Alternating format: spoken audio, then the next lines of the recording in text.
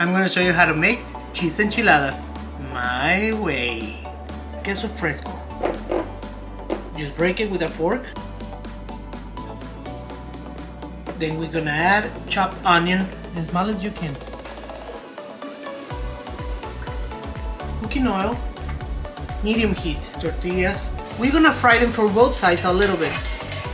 Drain it and a plate. And now the enchilada sauce in a pan with no oil.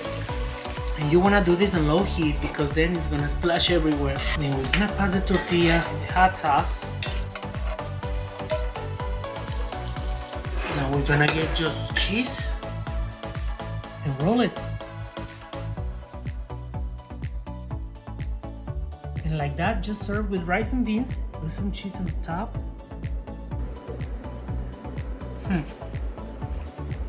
So good.